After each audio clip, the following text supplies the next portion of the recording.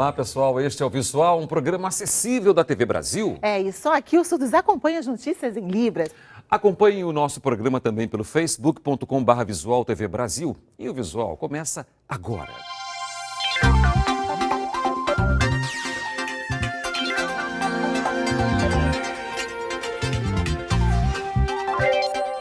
Pesquisadores da Fundação Oswaldo Cruz, em Salvador, descobriram que o mosquito Aedes aegypti usa os bueiros da cidade para se reproduzir em água suja. Até agora, acreditava-se que a reprodução só era possível em água limpa.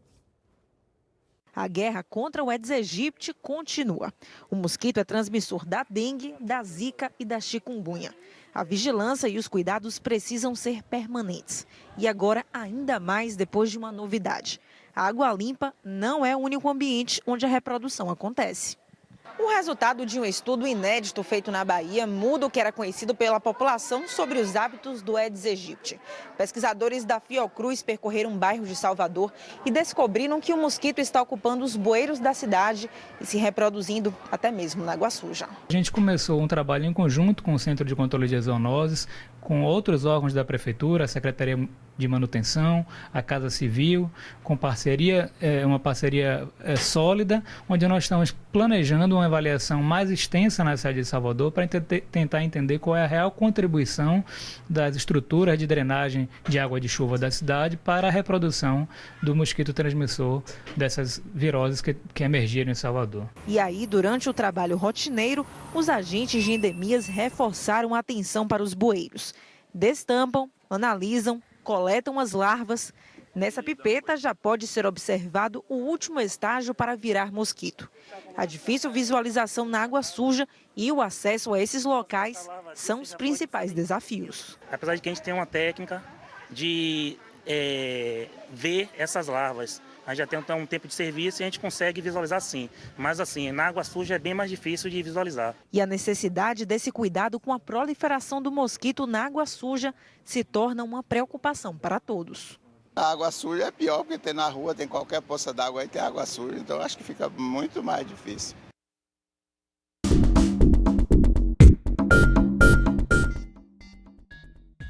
Verde, amarelo, azul, branco.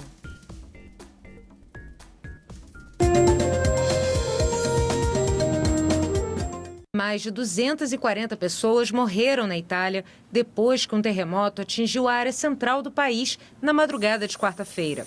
O epicentro do terremoto, de 6,2 graus na escala Richter, foi na cidade de Norte, no centro da Itália, mas 2 vilarejos próximos foram os mais atingidos, Accumoli e Amatrice. Assustados, muitos moradores saíram de casa e esperaram por socorro e notícias nas ruas. Policiais usaram lanternas para procurar sobreviventes em meio aos escombros. A tragédia produziu cenas dramáticas.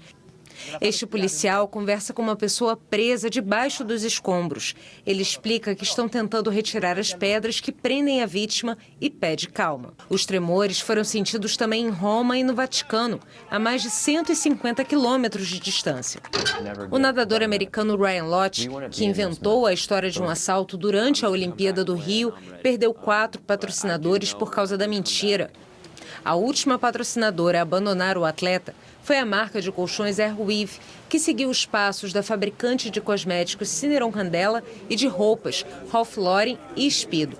A Ralph Lauren afirmou que o contrato de Lott era específico para a Olimpíada do Rio e que não vai ser renovado. Já a Speedo disse que não pode tolerar um comportamento contrário aos valores da marca e decidiu doar $50 mil para a organização Save the Children, que também atua no Brasil. A esgrima e o tiro com arco são 2 das modalidades mais antigas da Paralimpíada. Na esgrima, o Brasil foi ouro em Londres e quer continuar a fazer história no Rio. No tiro com arco, o país vai fazer a estreia depois de brilhar no Parapan de Toronto.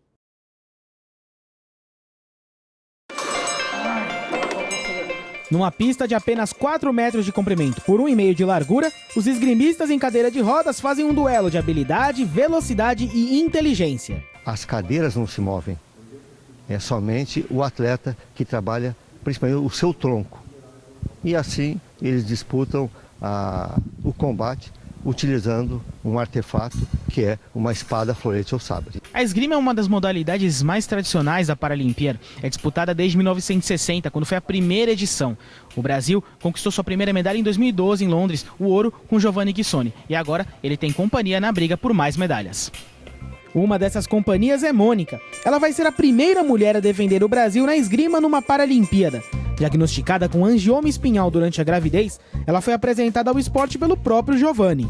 Meu primeiro campeonato foi com 20 dias e eu consegui uma medalha de 3º lugar. E aí eu disse, pô, se eu conseguir em 20 dias uma medalha, quer dizer que eu nasci pro negócio. Outra modalidade tradicional nos Jogos é o tiro com arco. É a primeira vez que o Brasil estará na disputa, mas não será a primeira vez de Jane Carla. Ela superou a poliomielite e o câncer de mama para disputar 2 Paralimpíadas no tênis de mesa. Trocou de esporte no ano passado e já foi ouro no Parapan de Toronto. Agora esse realmente é uma estreia de um novo esporte, né? Que algumas coisas ainda estou aprendendo ainda, né? Ainda vou conhecer até as minhas adversárias também. Então, assim, é um friozinho diferente e também, assim, de alegria de ter dado certo e eu estar lá também, né? Luciano tem má formação congênita na coluna vertebral e é o veterano do grupo da modalidade. São 7 anos no tiro com arco. Ele também foi ouro no Parapan e sonha com medalha no Rio. É um grande objetivo, não é fácil. A tranquilidade ela precisa estar presente no momento da prova e o sonho existe e vamos atrás dele constantemente.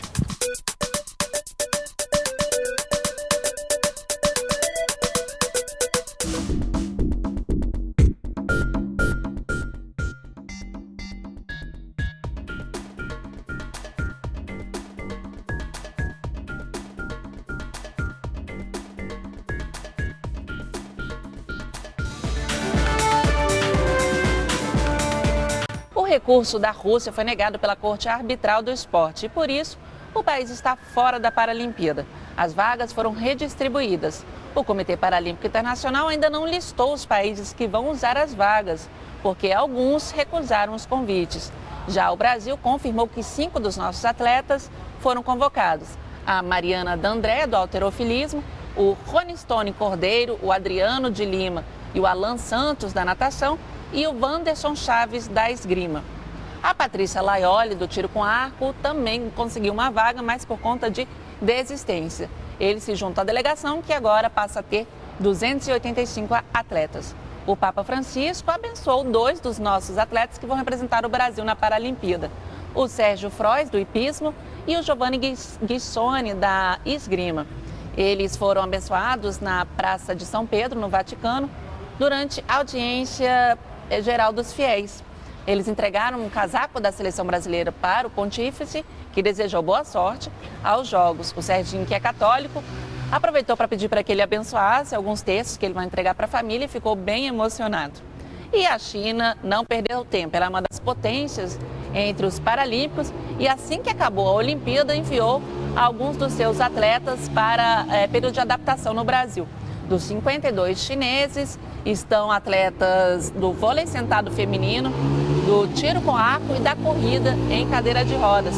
Eles estão em Volta Redonda, no Rio de Janeiro, e vão para a Vila Paralímpica no dia 31 de agosto. Foi a primeira delegação estrangeira a chegar no Brasil.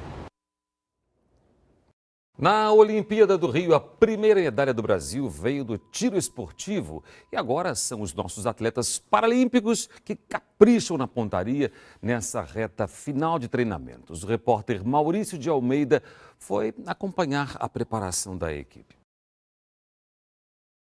Concentração em busca do tiro perfeito. Para acertar o alvo é preciso treinar muito. Em busca do sonho de uma medalha na Paralimpíada, é isso que está fazendo a equipe brasileira de tiro. A fase final de preparação para os Jogos está sendo realizada na Escola Naval, no Rio de Janeiro. O que a gente deseja é que o atleta faça o seu potencial que ele vem fazendo. E se obtiver isso, nós vamos ter bastante êxito. A equipe do Brasil é formada por 4 atletas, que competem em 12 provas, que podem ser individuais ou em duplas. A única mulher do grupo é Débora Campos. Ela tem 40 anos e vai estrear em uma Paralimpíada. A expectativa é muito grande, né? Porque por ser minha primeira Paralimpíada, por ser no Brasil, eu espero estar entre as 10 melhores, né? Na minha modalidade principal, que é de ar comprimido, né? Essa que eu espero.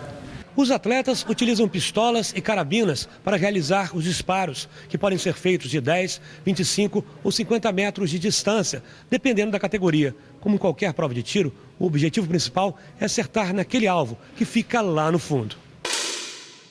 O mais experiente do time Brasil é Carlos Garletti. Ele vai disputar a 3ª Paralimpíada e sonha com uma medalha no Rio. Acho que consegue superar o resultado das últimas Paralimpíadas. Nós andamos tendo uma forma de treinamento um pouco diferenciado agora, você consegue ter um pouco mais de bagagem, vamos conseguir ter um resultado muito melhor do que as outras. E o visual fica por aqui. Pelo nosso WhatsApp, você entra em contato com a gente e pode mandar sugestões. Anote aí, 021 974 522 300. Muito obrigada pela companhia. Tchau. Tchau para você.